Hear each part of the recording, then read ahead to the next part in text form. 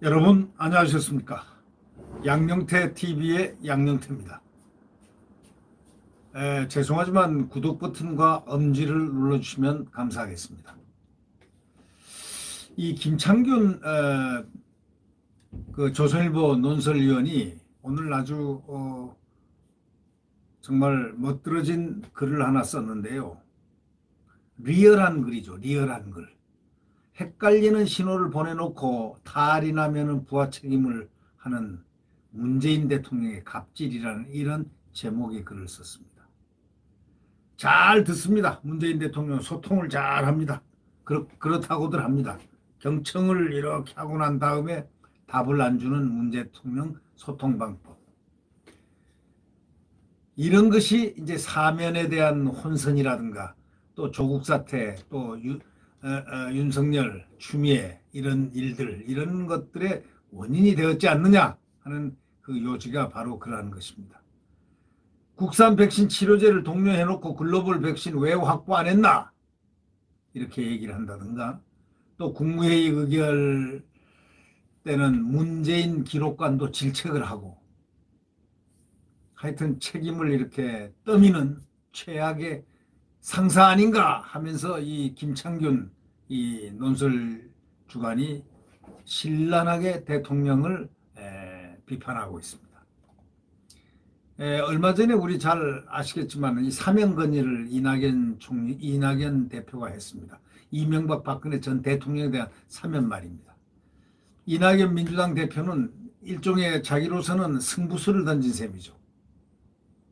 대통령이 받아들여가지고 사면이 성사되면 지지율이 지금 한참 이렇게 곤두박질하는데 하락세를 또 반전시킬 수도 있고 또 차기 대선 주자로서 면모도 세우고 제도약하는 발판이 될 것이라고 아마도 기대했을 것이란 것은 뭐 우리가 상식적으로 생각할 수가 있는 거죠. 그러나 문재인 대통령은 신년 기자회견에서 뭐라고 그랬습니까? 딱 한마디로 지금 때가 아니다 하고 퇴짜나 버렸잖아요. 완전히 이 민주당 대표 이낙연은 저 정도 되면 안 해. 당대표 안 하겠어 하고 딱 관두고 그냥 낙향을 하든지 아니면 한마디 딱 하든지 뭐 했어야 되는데 그러니까 지지율이 점점 내려가는 거죠. 지금 이 사람은 결정적인 포인트가 있습니다. 신념에 반할 때는 자기 신념에 반할 때는 그것이 옳다고 생각하는데 그 신념에 따라서 행동을 했는데 그것이 꺾여질 때는 부당하게 꺾여진다든가 뭐 하여튼 이유 없이 꺾여질 때는 권력의 크기 때문에 꺾여질 때는 딱 나가서고 아니면 딱 논리적으로 따지고 이렇게 해야만 그의 존재가 부각되는 법인데 이분은 그런 것을 못합니다. 왜? 이 대표의 리더십의 문제가 바로 그런 겁니다. 그러면 이 대표를 입장에서 우리가 돌이켜 생각해보면 이 대표가 이낙연이가 자기 혼자서 사면론 띄었을까요? 그럴 만한 위인이 되겠습니까? 노 할 줄 모르는 분이 어떻게 사면론 같은 거창한 문제를 갖다가 혼자 띄우겠습니까? 글쎄요, 그건 뭐 모르겠습니다만은 이 대표 쪽은 이렇게 얘기를 하고 있다고 합니다.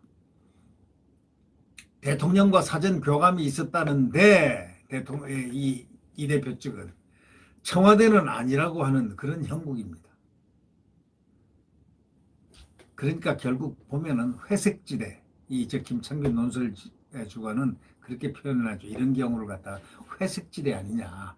어중간한 그런 회색지대 이렇게 진실이 거기 아마 묻혀 있을 것이다.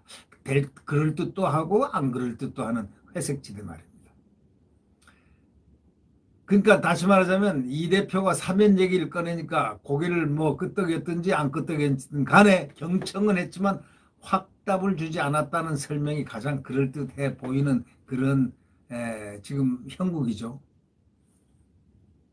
근데 대통령은 한마디 더 나갔습니다. 대깨문들이 하는 얘기들을 비슷한 얘기들을 그런 느낌들 그들의 의견을 수용하지는 않았나 하는 그렇지는 않았을 것 같은데 대통령이 뭐라고 그랬냐면 당사자 반성 없는 사면은 국민이 용납하지 않는다. 저 역시 받아들이기 힘들다. 이렇게 얘기했습니다. 그러면 자연히 궁금증이 나죠. 왜? 이낙연이가 무슨 통뼈라고 말이죠. 건의를 했을까요? 아이, 사면 하고 공개적으로 얘기를 했을까요? 이 대표가 이렇게 건의할 때 이런 입장을 미리 밝혔으면 됐을 텐데 그러면 이 대표가 절대 말 안 합니다. 그 성격으로 아 당사자 반성 사면은 국민이 용납 안 하고 또 역시 받아들이기 힘들다. 만약에 사전에 문 대통령이 이낙연 대표에게 그런 식으로 얘기를 했다면 이낙연이가 사면론을 꺼냈겠습니까? 택도 없는 얘기죠. 안 꺼내요. 그분의 캐릭터라든가 여러 가지를 보면. 근데 그때는 가만히 있었다는 얘기, 하여튼 듣고는 있었다는 얘기 아니겠습니까? 그러니까 이 대표가 대통령 의중을 잘못 읽었든지 또 아주 완전히 잘못 읽고 이제 헛발질을 한 격이 돼버렸죠. 그러니까 완전히 한마디로 속된 말로 스타일 확 구겨버렸죠. 요즘 이 대표가 보이지가 않습니다. 이 대표는 일주일마다 그냥 지지율이 나오는데 나올 때마다 괴로울 겁니다. 그거 기다린다고. 근데 지지율이 그거 다 맞는 게 아니거든요.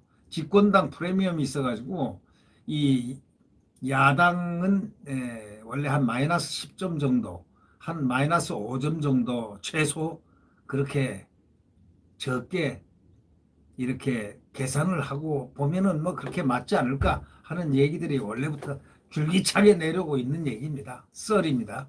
근데 저는 한 마이너스 10 정도로 이렇게 저는 개인적으로 생각합니다. 예를 들면 지금 집권당이 민주당인데 민주당이 35%다 나오면 한 25%나 한 30% 됐겠구나. 혼자 그렇게 생각합니다. 5 내지 10 범주. 네. 그런데 우리가 이제 돌이켜서 이제 쭉 한번 생각해 보죠. 지금 대한민국이 왜 이렇게 소란해졌습니까?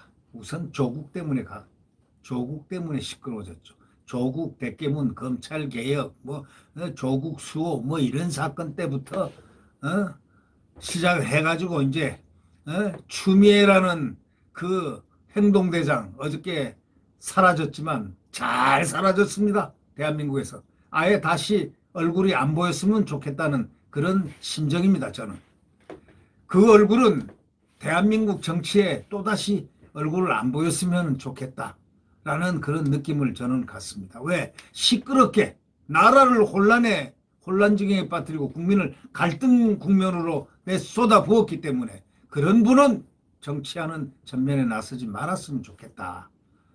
이제 어저께 떠났으니 그렇게 시끄럽게 해놓고 떠났으니 이제 안 볼 수 있겠구나 하는 안도감에 하여튼 좀 편하긴 편합니다. 예.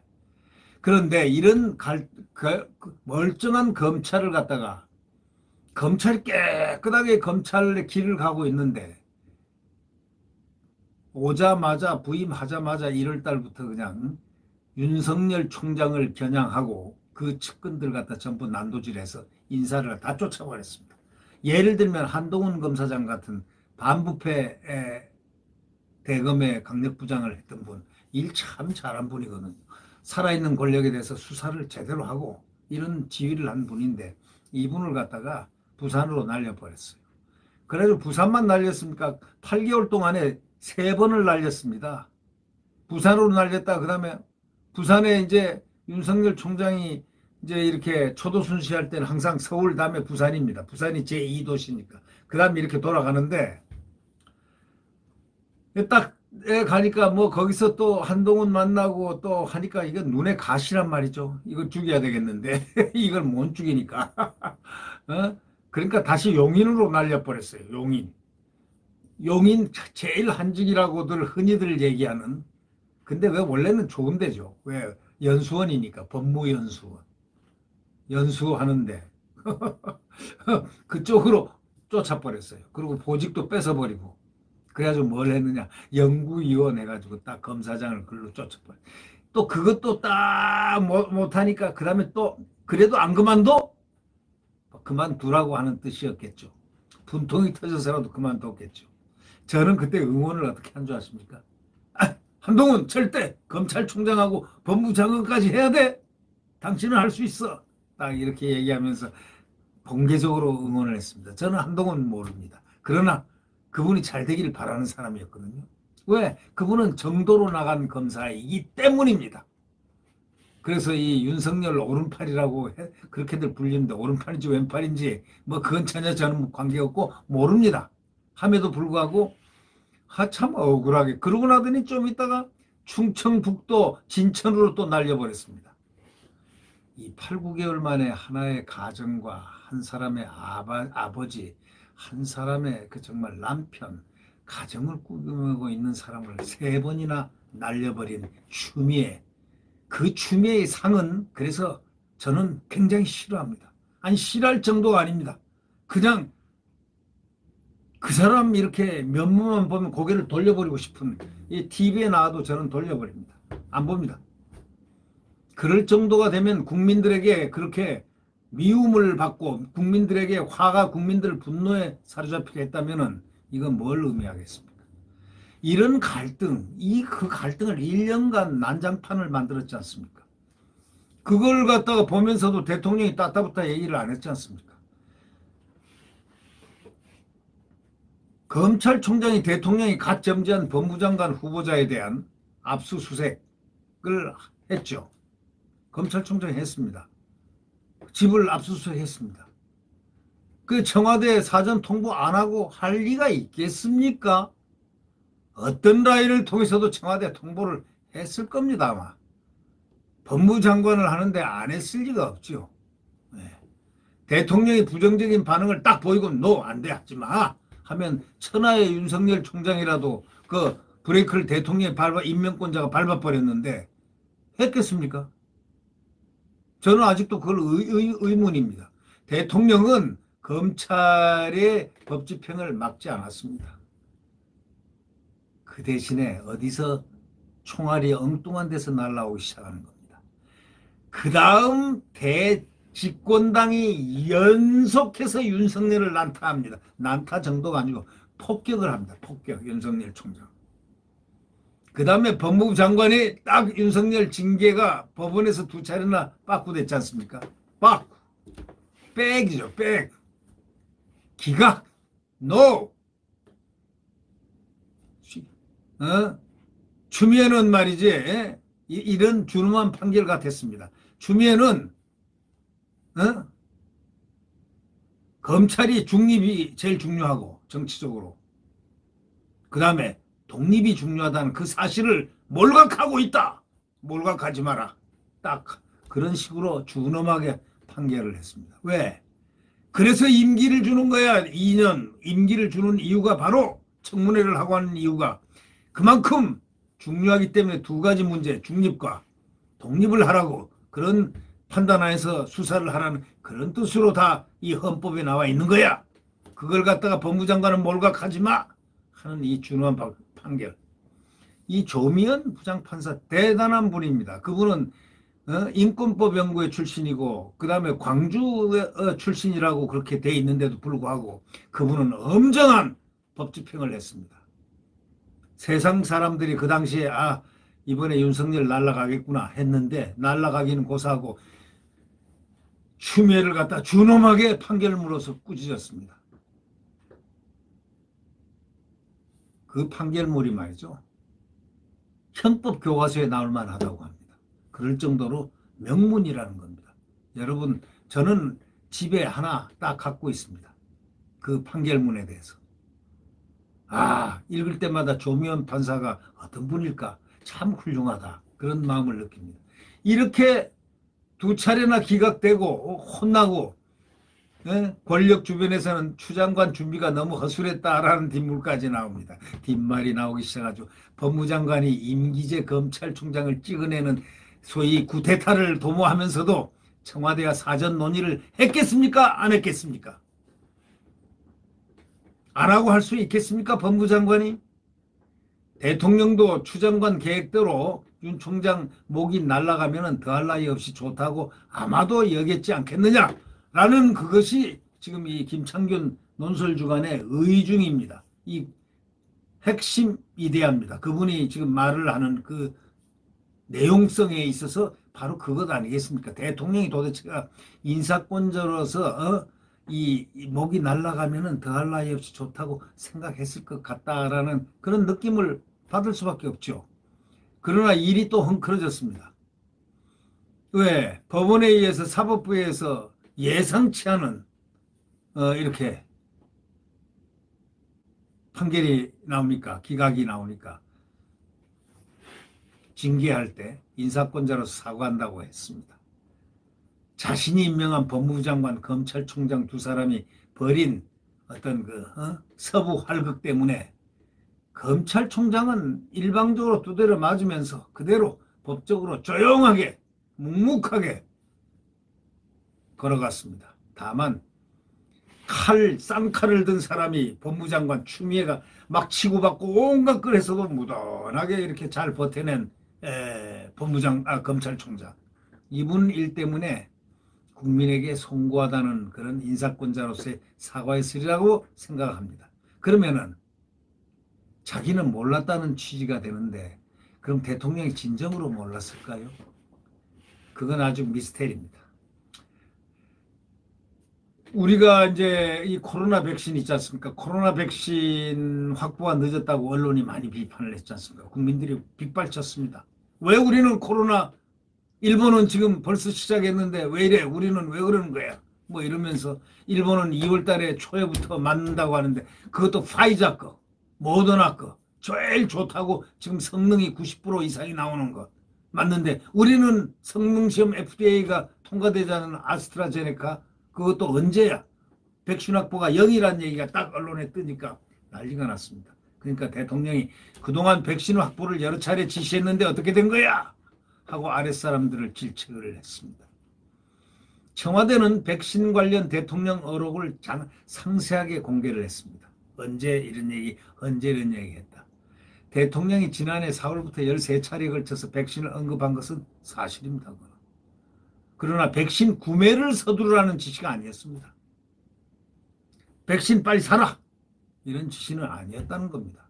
처음 몇 달 동안은 우리 기술로 백신과 치료제를 서두르라는 지시, 우리 기술로 백신과 치료제를 개발하라는 그런 주문만 되풀이한 겁니다. 대통령은 세계 방역 모범국을 과시하는 꿈에 부풀어 있었지만 속된 말로 K 방역 얘기하죠. 이 K 방역은 국뽕이라는 겁니다. K 방역은 국뽕이다 이렇게 정의를 하는 김창균 논설주간의 말뜻 그 뜻에는 상당히 깊은 내용성이 숨어 있습니다. 대통령이 글로벌 백신을 충분히 확보해 두라는 말을 꺼낸 것은 작년 9월 15일 정확하게 사태가 심각해진 11월 30일에야 과하다고 할 정도로 물량을 확보하라 이렇게 지시를 한 겁니다. 방역 당국자들은 대통령 지시를 듣고 어떤 생각을 했겠습니까?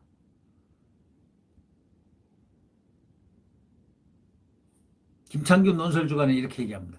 VIP 관심사는 K 백신 개발이다 이게. 한국에서 백신 개발이다 이게. 괜히 외국 백신 사자는 말을 꺼냈다가는 눈치 없는 사람이 되고 하니까 더구나 미리 사둔 백신이 꽝이 돼버리면 감사받고 신세 조질 수 있다 이거죠.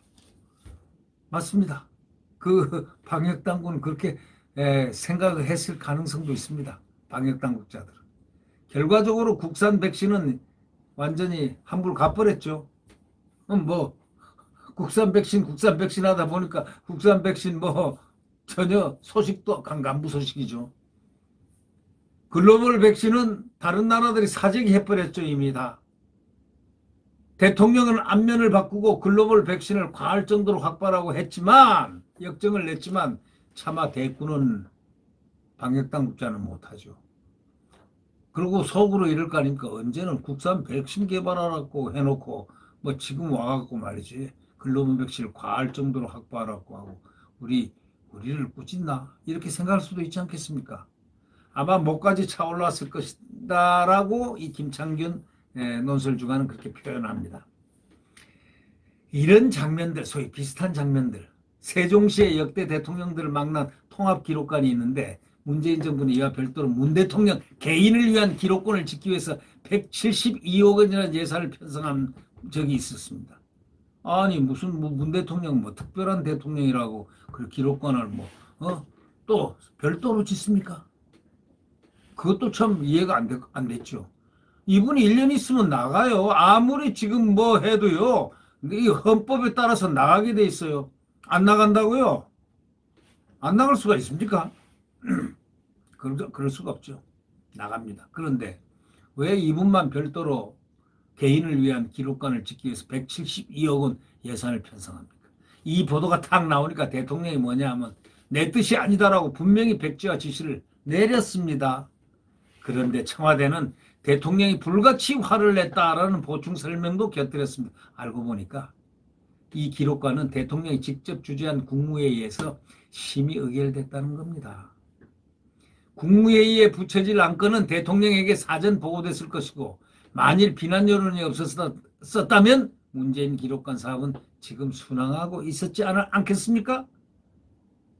이렇게 일반적으로 생각할 수가 있죠. 대통령이 불같이 화를 낼 일도 없었을 거 아닙니까? 원래가 이 김창균 논설주간이 맨 마지막에 이런 얘기를 합니다. 직장인 여론조사에서 의욕을 고취시키는 최선의 상사 1위가 뭐냐? 업무 방향을 명확히 알려주는 방향 제시형인 반면에 최악의 상사 1위는 일이 잘못됐을 때 아랫사람을 탓하는 책임 회피형이었다고 딱 적시하고 있습니다. 이 누가 얘기하는 거냐? 지금 조선일보 논설주간인 김창균 논설주간이 얘기하는 겁니다. 이러라는 건지 저러라는 건지 헷갈리는 신호를 보내놓고 잘 되면 내 공, 탈라면 부하 타다는 문 대통령이 어디에 속하는지 굳이 설명할 필요가 있겠냐? 이렇게 끝을 맺고 있습니다. 여러분 어떻게 생각하십니까? 여러분은 어떻게 생각하시는지요? 오늘 그 김창균 논설주간의 글 이런 제목입니다. 헷갈리는 신호 보내고 탈라면 부하 책임하는 바로 그것은 문재인의 갑질이냐 이런 뜻입니다. 이런 제하의 글이었습니다. 김창균 논설주간이 쓴 글을 함께 같이 공유를 해봤습니다. 네, 구독 버튼과 엄지를 눌러주시면 감사하겠습니다.